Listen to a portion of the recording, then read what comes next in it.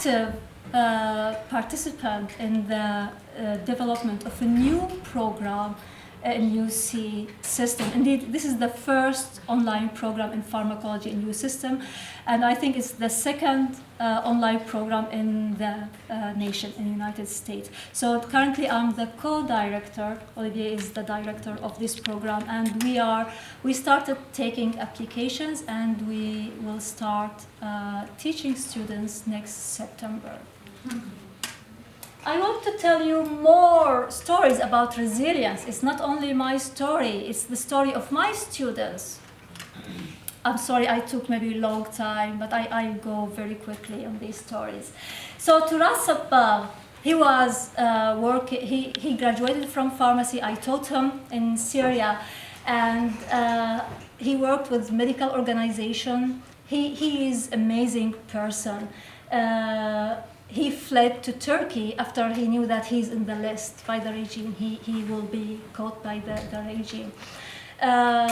He tried to support himself. He worked for 2 years everywhere. He worked for like 18 hours a day to support himself. And now he is doing master in one of the Turkish universities. He got scholarship, and he is hoping to start his PhD very soon. So that's example of resilience, and that's the message that he gave me. Indeed, I had to contact everyone that I put their picture, because I wanted to ask them if they accept to put their pictures. So he told me that many students have put their studies on hold or were forced to give up their education in order to work to support their families after the loss of the family's breadwinner, especially those students who left to Turkey. Imad Sawas, he is now in Germany. He also was in the list. He helped a lot in Syria, the displaced people and the wounded people. He worked in Turkey with the SAMS organization. He was very much interested in providing psychological support to traumatized people, especially traumatized children.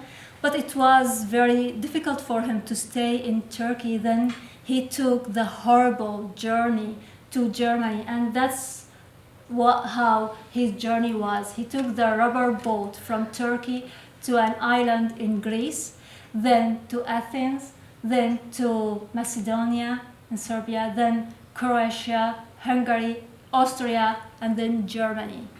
And now he's a refugee in Germany. He started taking German courses, and he's preparing for the exams to work as pharmacist. And he's working with environmental organizations. Maybe he doesn't fit here anymore in the United States. He's working with environment in Germany. So, and he is willing, after he starts to support himself financially by working as pharmacist, to continue his his PhD in neuroscience. And I'm really hoping that one day I could get him to our university, because he's very, very smart person. And Nasser Fardowsi has a different story. I have been trying 2 years to get him to our university. The chair of Department of Pharmaceutical Sciences accepted him to do research, and twice he had to take the very dangerous way from Aleppo to Lebanon to apply for visa. His visa was rejected. That's why he had to leave to Turkey, because it's becoming very dangerous for him in Syria. And luckily, he was awarded the Shivning, which is very prestigious scholarship by the British government. And he's doing a master in public health in University of London. And that's the message that he sent it to me, that I am quoting his words. Supporting Syrian scholars ultimately ensures Syrian reconstruction, peace, and reconciliation. This is the long-term impact that will compensate for the burden of the war. This is very, very smart person. I really wish I could get him in ULCI, because he is very good at sex. And Ayad Aude, this is the guy that I met few months surprisingly, in one of the conferences in San Diego, he came to United States and he became as asylum seeker. And he is amazing that in 6 months, he took the GRE, he took the TOEFL, he took the pharmacy exams, and now he started to work as pharmacist while he was taking the master, and he's finishing his master now, and he's publishing 2 papers in very, very good journals. I'll tell you a little story about him. In San Diego, in the conference, I was in the lunch time, and a person approached me, said, "Oh, Dr. Amal Alachkar?" I said, "Yes." And I was trying to look at the name, so the name was Andrew Dax, and he is his supervisor. He told me, "I would like to thank you for your letter that recommended Ayad, because he's the smartest, he's the nicest. I never saw a kind person like Ayad." And that made me cry, that I know Ayad, I know him in Syria because he worked with me on many research projects.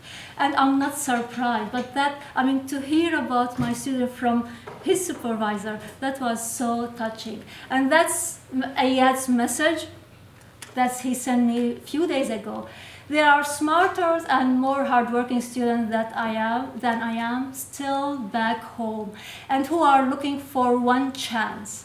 Help giving them that single chance, and I guarantee you they will amuse you with how much achievement they will get out of a single opportunity.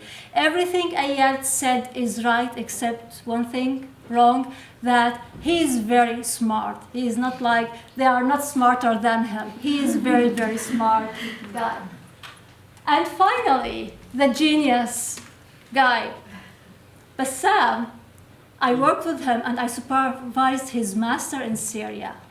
I wonder how many students in the world who, just like before they finished their PhD, they had 17 papers in very highly impacted journal.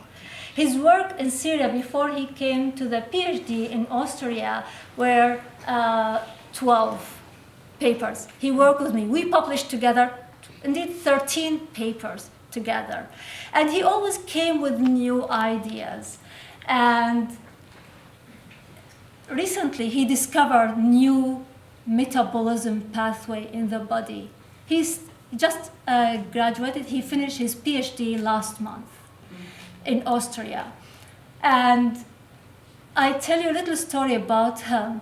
When he was still in Syria, I was so worried. I wanted him to get out of the country.